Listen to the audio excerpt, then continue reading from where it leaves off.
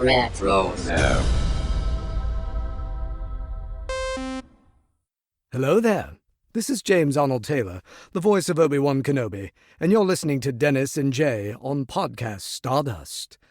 Their behavior is continuously unexpected. So uncivilized.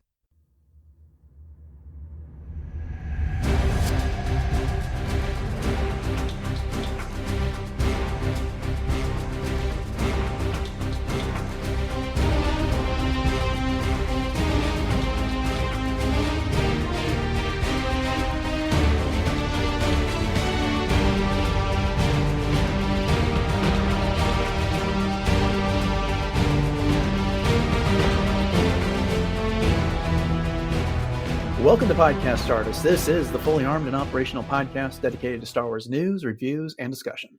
I'm Dennis Keithley. And I'm Jay Krebs.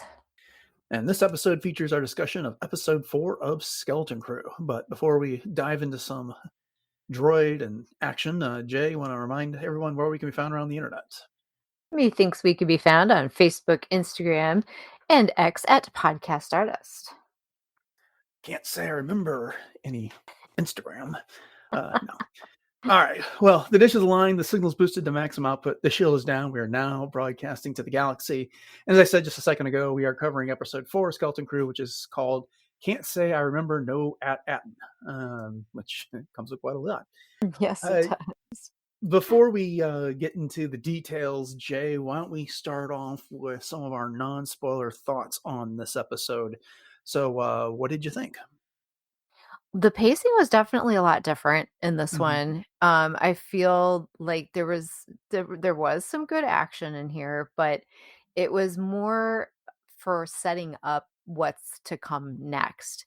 And I do think that it dove a lot more into, especially with a couple of the characters, their personalities even more, and they got to be highlighted just a little bit more.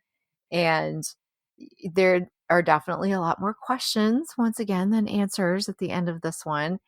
And it's, kind of a fun little stop that they get to have along the way in their adventure. But I'm not sure how much it really propels the whole of the story forward at this point. Somewhat, but it's a little bit, I don't know, for me it just seemed like it came to kind of an abrupt end. And I'm sure that was probably by design. But overall, I thought it was a good episode. Was it as good as some of the ones that we've gotten so far? I don't know if good is necessarily the word for it. It's just, it was a different tone and a different pace, but it was still good overall. But what were your thoughts? So I like this one. I agree with you. I think of the four, this one, I'm not sure if I want to say it was the least fun, because it was still fun. You're right. There was a little bit difference to the tone of this one. If the previous three episodes were in the A range, I'd probably give this one a B plus by comparison. There are some revelations that happen in this episode, and we are progressing through the various mysteries here to some degree. And there's some very key things that happen in this episode that will definitely steer the second half of the season, because we're now halfway through, if you can believe it. Yeah. So that'll be, so there's that's fantastic. This episode, like you said, it did feature some of the kids, but Neel in particular got some key scenes in this one that really got to kind of explore his point of view, which I thought was fantastic. That was, I think, one of the big highlights of the whole thing. It also raises some questions about Jod. And he's kind of got a mixed personality that shows up in this episode as well. So there's, like you said, there's a lot more questions. There's, I don't know that necessarily there's new questions as much as we're refining the questions that we already have going forward with the series, and getting a few details that are just kind of changing the way we think about things, or helping us fill in a few of the pieces of the puzzle, but we still don't have the entire picture yet. Yeah, exactly. And it feels like such a different Star Wars right now, which is not a bad thing. But as you said, we're getting some revelations that really add to our knowledge base of what we thought we knew of the Hmm. galaxy, especially going back into all the way into the Old Republic. Yeah. Yeah. All right. Well, then, so there you go. That's our non-spoiler discussion for the episode. We're going to go ahead and dive into some of the details. So if you haven't had an opportunity to hear this yet and you don't want to be spoiled, go ahead and press pause and come back later. So with that having said, before we get into the conversation about this episode, I want to make one correction from the last time we talked about Skeleton Crew, and I basically said there was an inconsistency because KB wouldn't know what an X-Wing was. Well, that would be true if Mm. Kim hadn't just told them that there were X-Wings coming. And so she's not stupid. She put two and two together. So she knew the ships that were coming were the X-Wings. So anyways, KB is very sharp indeed in so yeah. many ways. Yeah. So anyways, I wanted to clean that up from the last time we talked about episode 3. So yeah, I'm not sure where to start on this. This episode has them arriving at a planet that they believe to be at Attin at first. And to make a long story short, it's not. It is one of the sister planets. It's one of the other jewels of the Old Republic called At Attin. And turns out that SM-33 has been there before with his previous pirate crew and wiped out the coordinates to At Attin under the previous pirates captain's orders. And so there's Mhm. that. And then we've got these two warring factions on At Attin, the Troiks and the Hattans. And they're fighting. No one seems to know particularly why. Right. And this is just an ongoing thing. And it's kind of a forever war. We've had some of those with the High Republic here. It reminded me an awful lot. I think we talked about this comic on this show, the Anakin and Obi-Wan Mhm. comic, where they go to that remote planet and they find the two clans that have been fighting forever and no one really seems to know why. The Right. open and the closed is what those clans were. And so that was a formative mission for Anakin.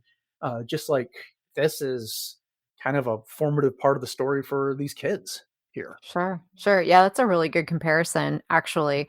And I don't know about you, but when they first landed on at Akron, which is funny because I live close to a city actually in Ohio called Akron, so it was Hmm. funny to hear at Akron. We're at Akron, Yeah. but at any rate, the first thing that I thought of when they first landed was, oh my gosh, did they go through some kind of weird time wormhole?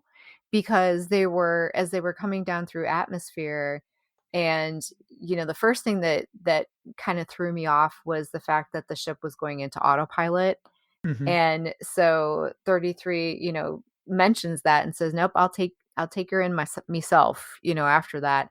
But then they started seeing the clouds, which were familiar to them. And then, even Neel said, "Oh, there's houses. It's home." And then they land and it's not home, as you pointed Hmm. out. And it was so funny because Jod comes on, he's like, "It tastes all smoky." The ash and smoky, yeah. Ash and smoky. Kind of like the But planet where he's from. yeah, exactly. But then the kids, I mean, everything is set up the same. So down to where the schools are, and, even when Neel points out, that's where my mom works, and that's where I was supposed to work, and this tower is this, and this is that. And I know I'm jumping ahead, but it's almost like an alternate universe, but it makes you wonder, okay, especially because everything is named at Hmm. something, and Kim had alluded to this in the star map in the last episode as well. Like, okay, this was very, very well orchestrated in terms Hmm. of how these planets were set up to be, twins of each other and multiples of each other. And they were just kind of almost clones of each other in a lot of ways. Yeah, so for the record, we've got At Attin, At Akron, At A2, At Aricia, At Erevan, and At Akota are the 6 different jewels that we know of so far. And yeah, you're right. And the thing that stood out to me is that they keep making reference to the great work on At Attin. Well, now we have great works across these planets because Yes. they're all part of the same project, which again, is it a reach? I don't know, but it does kind of make me think of again the great works from the High Republic. And so, what was the point of this? Is it's an engineered society? Were they trying to accomplish something? Why were they hidden? Why were these planets destroyed? By who? And why do we now have this war going on? And they never answer that question. Like I said, it's forever war. No one even seems to know why they're fighting here. We don't know if it's a result of what happened to the planet in the first place. But yeah, when they got on the surface and they were at this playground, I was like, I think I've seen this playground like down the street, because it had it had the slide, and it had the little, I don't know what it's called, Like the merry-go-round. carousel thing. Yeah, the Yeah. carousel spinner thing like that. But it's all equipment that you would have seen on your local playground. Not so Exactly. much as today, but in the past, before safety protocols for playgrounds became what they are now. The stuff that us Gen Xers would kill each other with on the playground back in the day. But there was a lot of that.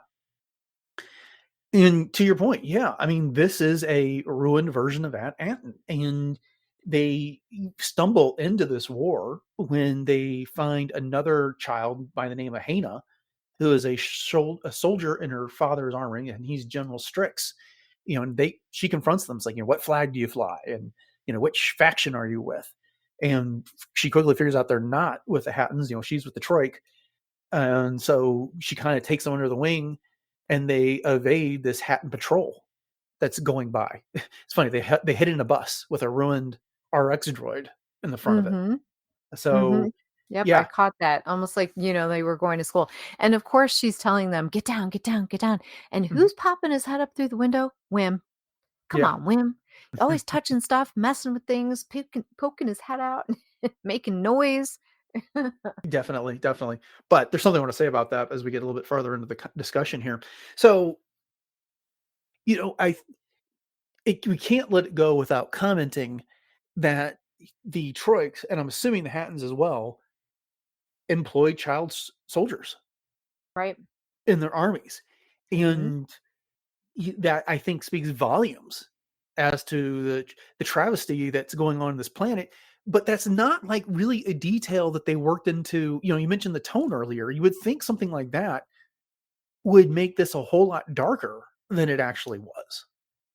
Yeah, I agree. And I think it's because, like you said, they didn't focus quite as much on the war itself per se, that it was there, as far as a plot point and as far as a story element goes, but it wasn't something that was, shown that these kids were truly fighting, other than going into the battle with Fern and company, quote unquote leading them. But, to your point about what you were saying with this forever war that's going on and just their way of life, that's just what the kids knew. They never knew anything else. And that's when, Hana was like, what flag do you fly? That's just their culture. That's how they were brought up. And it wasn't until, as Neel started really communicating with Hana and really showing his genuine compassion, and he's just so for real, and he's just so genuine and so just, I don't even know what the word is, but you just look at him and go, oh my gosh, like, even to the point where he's like, I'm terrified, It's Yeah. just totally innocent and just right there. And I think that was something that Hannah's never seen before. And it really, throughout this entire thing, it was something that taught her a lesson about humanity. hmm Well, yeah, there's a big difference because she brings him back to her father, General Strix, and he's kind of got a threatening air about him at first, but then he welcomes them as warriors. We honor our children, and they're soldiers here, and you know so stand up, warrior, because Fern says, she stands up and says, Captain Fern actually kind of reminded me of Jack Sparrow in that regard. Yeah. But yeah, it is when the kids get this opportunity to go off and train, and for them, it's like an act of play. They get to shoot at targets, which is something they wouldn't get to do on At, and that's kind of like an adventure for them. But Neel's not interested in this. But for Hana, it's like, no, this is serious stuff. And she misinterprets Neel's lack of interest in the guns as like they aren't powerful enough. So she takes them up to the Right. roof to show them the cannon that they've got mounted up there. And to your Yes. point, that's when, Neel says a bunch of stuff here that is like really insightful about this. Why are you at war? He says it's not fair. You shouldn't have to be at war all the time. fighting is bad. He makes kind of, will it ever end? I just say sorry, and then there'd be no more fighting. He doesn't take offense to Hana saying that his clan, which would have been people on At Attin, must be weak because what they do, they don't fight, they play slap ball, which he's pretty good at.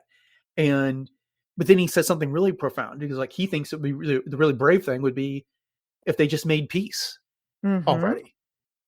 But the point, and it goes unsaid, but it's like no one says why they're fighting. They're just at each other's throats. And Right. the Hattans stole their Eopies, different version of Eopies than what we're used to. Right. And now they're going to go get them back at like whatever cost. And they're going to have Wim and friends lead the fight in all of this. And it's just kind of, yeah, I mean, I was a little surprised that to your point, the war was in the background. We just never saw any of it in this episode, but it hung over everything that was going on. Right. It was more implied than anything else. And, kind of backtracking to what you had said about Hannah misinterpreting that of Neel, oh, okay, this isn't good enough for you. Let me show you a bigger gun, kind of a thing. But Hannah, you could just tell, was very intrigued by everything that Neel was saying, because it's such an alternate universe for her as well. Even down to the point where Neel was talking about his brother with the protractor, and then I fell into the credenza and I fractured my trunk, and she's like, you're weird, kind of thing.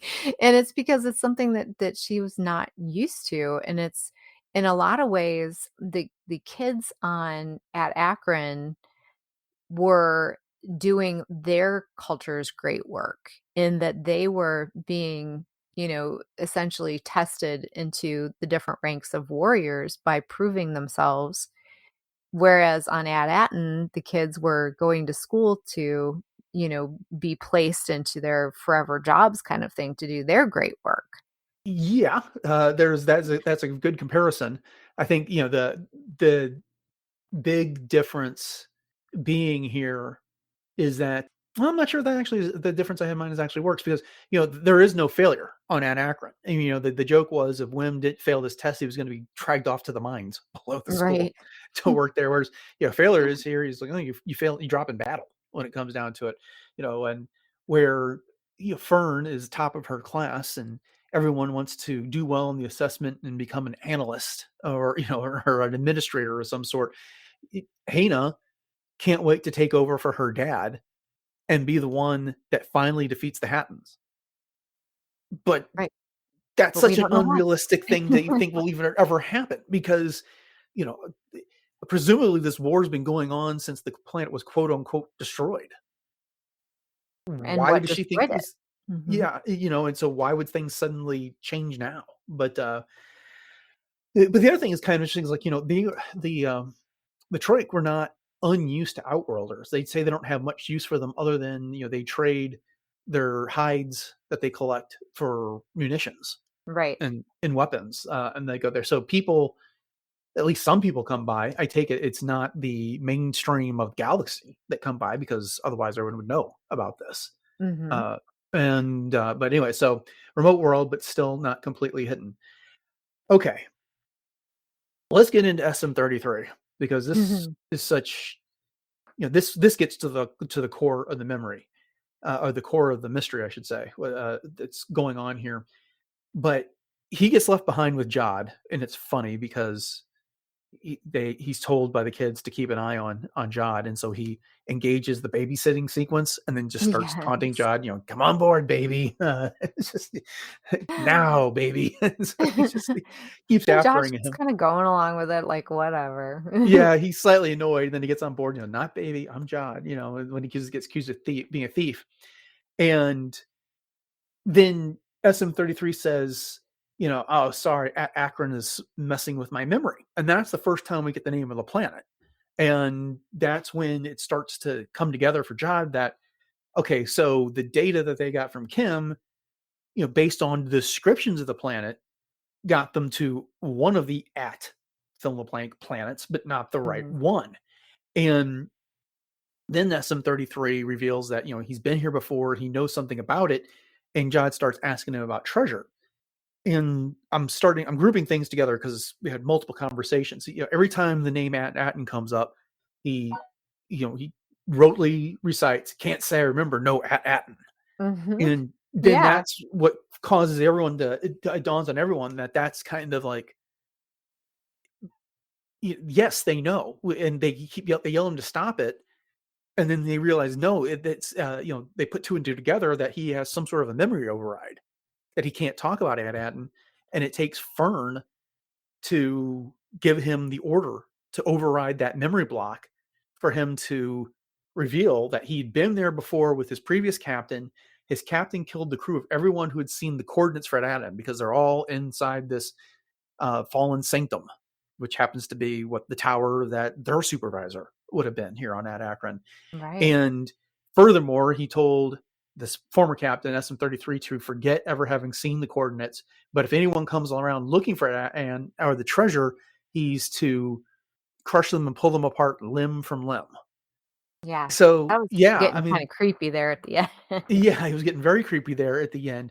So there was no mistake that the Onyx Cinder with SM-33 and the bodies of the two pirates on board ended up on At Attin. That's where they were intending to go all along. Right, right, which, again, like I said, lends itself to a lot more questions than answers, but Mhm. it does make sense because even Fern said, "Yeah, I pulled the same trick with my nanny droid," Mhm. kind of a thing, and to be able to get that out of there, but and then for as you said, for SM-33 to continue to repeat that, the same phrase over and over again, that was kind of, like, programmed into him to say, "Can't say I remember no at Eton," and that was Mm. just sort of a rote thing at that point.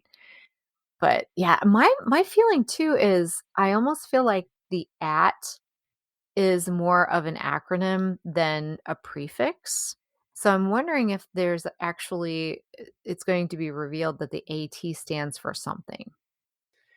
Well, that could be. I mean, there's also like naming conventions for planets in Star Wars, like Mhm. Tatooine, Dantooine. What's the other one that came to mind? Well, there's Nar Ord, Shaddaa and yeah, Ord Mantell and other Ord Mhm. type planets and things like that. They have those, so it could be, you know. I also the social media, at Akron, the at sign Akron. You can see them on like Facebook or something like that. Just Akron, but Oh, I didn't even think of that. That's funny. yeah. But, so right, I don't know if that's a good thought. It could be that the AT stands for something, but, at the moment, it's capital A, lowercase t in all the closed captioning and everything that comes with the show, so that could be a red herring, we don't know.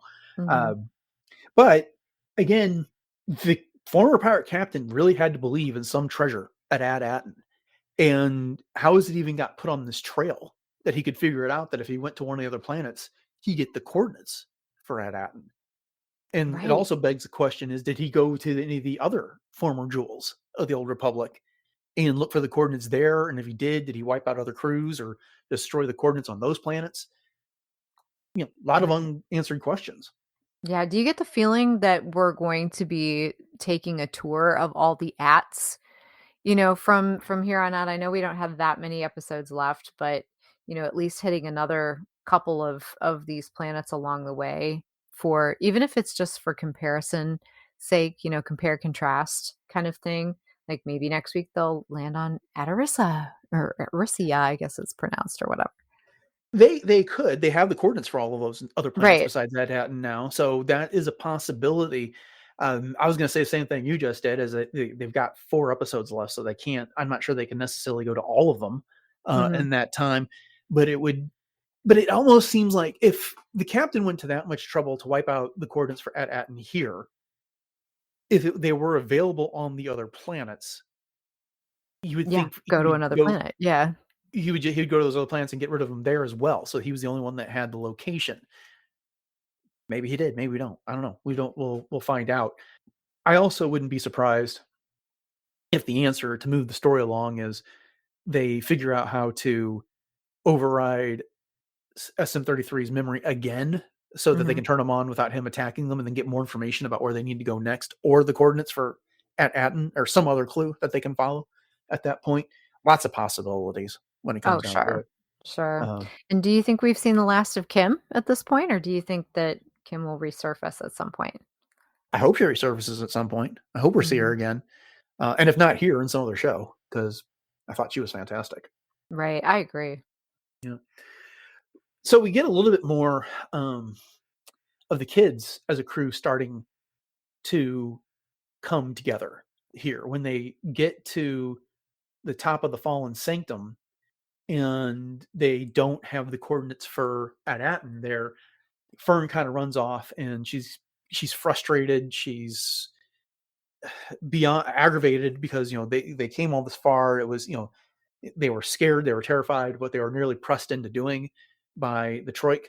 And, she runs off to that window for a moment by herself. And then Wim comes up and addresses her as captain and tells her that she's amazing. She'll figure something out. And Fern kind of rejects the support there. She's like, just because you say I'm amazing and I'll figure something out. I'm not a droid. I don't have to do what you tell me here. Mm-hmm. And that was a little bit harsh, I think, when it came down to it. I mean, they'd kind of been at odds. It was like, who's supposed to be in charge here? Wim wanted to be in charge all along, but then he admits to Fern is like, I never would have gotten this far if I was in charge here. So he showed some vulnerability there, but she didn't reciprocate. Right. Yeah. And that was a big moment for him, I feel like, because he, like you said, he was all about being the leader. And, this is one big adventure for him. And he doesn't really see the seriousness of everything that they're doing either, because he's kind of still lost in that whole escapade of his, Jedi adventures. And he's just wanting to live those out. But now that he's basically, relinquished his control, if you will, to Fern, and she's not wanting it, then we get to see her have a very vulnerable moment as well. And we realize that she's not as, hardcore and tough as she wants everybody to think that she is. And it's understandable because she, when at the end of the day, she's still a kid. Yeah. Well, and in adventures like this, when you go through something with somebody, the walls start to crumble a little bit. Sure. And Oh, so yeah. I think that's happening. And then of course, when SM-33 turns on them, it's Neel who throws the rock and gets his attention before Jod flips off the power switch. And then they were all, Neel, you saved us. And it's the first time they kind of showed gratitude towards him in that case. And it's not accompanied by any put downs or anything. And then he passes out, which is fun. But Yes. we're starting to see the kids come together, which is a neat aspect of the show. You knew it was going to happen over the course of the show, but they've done a good job with it, I suppose, is what I'm trying to say. Right. And they've also gotten Jod around to their point of view too. But as you've said before, that he needs them. So as much as maybe, with the Troiks trying to give them their hides and things, and he jokes, well, what kind of hides and how much are they worth, kind of thing. He does need them, but then again, you could tell he's starting to gain affection for them. Yeah, and again, there's a bit of a formula for this type of a show, right? And so you kind of expected that would happen, and I'm assuming before this is all over, he's going to have to make that choice. Is it going for some treasure or something that benefits him, or helping the kids out? And Yep. I don't know what that choice will be, if the treasure even exists at this point. But while we're on the subject of Jod, when he's got SM-33 back on the Onyx Cinder, and he's asking him questions about Ad Akron, he's like, did you, what about treasure? Did you find treasure? Do you know where treasure is? He's asking about that. He finds the sock that Wim hid his Republic credits in, and he takes those. And then he trades them to the Hattan for the Troik's stolen Eopies. And the kids accuse him of stealing those credits to buy the Eopies. But he comes back with, it's like, I did it to save you. So what do you think about that? Was it really, you as you just said, he needs the kids if he wants to get At Attin. He's no closer to doing that. He could at this point fly the ship himself. And the kids, because it's clear the kids don't know where this is, and he's got enough of the clues Yeah, the kids don't have any more clues than he does, but he's still kind of hanging around here. So, where do you think his headspace is on all this? I mean, did he really, you know, I don't know. I'm having a hard time phrasing this question because I'm not sure how much of this, there is a scale, as you're alluding to, of affection versus greed on this. Mhm. Affection for the kids and then his own greed on the other. And it, I think, previously clearly weighed on the greed side, and now it's probably leveled out a little bit more with the affection, but it's certainly not even yet on this case, I don't think. But how do was there anything about his actions that stood out to you? Well, sure. And I think as far as the kids go, they're very black and white, especially with their current experiences and upbringing with the morals of what is right versus wrong. Those were Wim's credits. He took them, therefore it's stealing. But there's a lot more gray area in there that's involved and that the kids just don't have enough experience with to understand. So you could look at that as being, well, yeah, of course, Jod needed that as more of a leverage piece so that he could actually get the kids back. So technically it's not stealing because it's all of their, possessions at this point. Everything that's on the ship is there to benefit all of them. But then again, you could also look at that as saying, as you were pointing out, where is Jod's whole compass of morality in this whole Hmm. thing, and how much of it is genuine versus how much of it is greed. And, again, I just think there's a lot of gray area in there, but I think it's to his better advantage to have the kids with him than not to have the kids with him for a variety of different reasons, least of which is that they are familiar with their own planet to an extent that they could potentially be valuable guides for him, Hmm. even though they know nothing about what this treasure is. Which that's another thing. We have no idea what is the treasure of At Attin. No one has even alluded to what that is. And, it'll be very interesting if it's something very simple that, to one man's trash is another man's treasure kind of Right. thing. You know what I mean? So like when it's all said and done, is it going to be just another one of these adventures that Jod goes on where it's supposed to have this huge payout and there's one credit in the hull? Yeah. Okay. I'm you glad you know? said that. That was I was just gonna say is I can't help but wonder if it's gonna have a similarity to the way the show started. When he Mhm. leads a crew of bloodthirsty pirates to attack a freighter for a vault that's supposedly full of treasure just to find a single credit. Right. And And at the maybe end the of this, treasure, yeah, go ahead. yeah, I mean, at the end of this is not going to be anything of value except for the fact that Ad Attin still did on a currency that is way more valuable in the rest of the galaxy. Mhm. So, Mhm. yeah, I he did have my favorite line of this entire episode when he gets off the Onyx Cinder with SM-33, and all of a sudden the Hatton come out of the fog, and he kneels down and he just says, "You know what? Just shoot me." It's- that was the way Jude Law delivered that line was just so classic. It was. It was. And what if they would have taken him up on that? I mean, come on. Did he really Mhm. think that they wouldn't shoot him? Who knows? He was just so done at this point Right. with that whole Right. situation here. Exactly. All right. Well, I think we've got through most of the episode here. Was there anything else you wanted to highlight before we go? Well, again, I just come back to this whole idea of all of these different jewel planets being so similar in that they are clones of each other.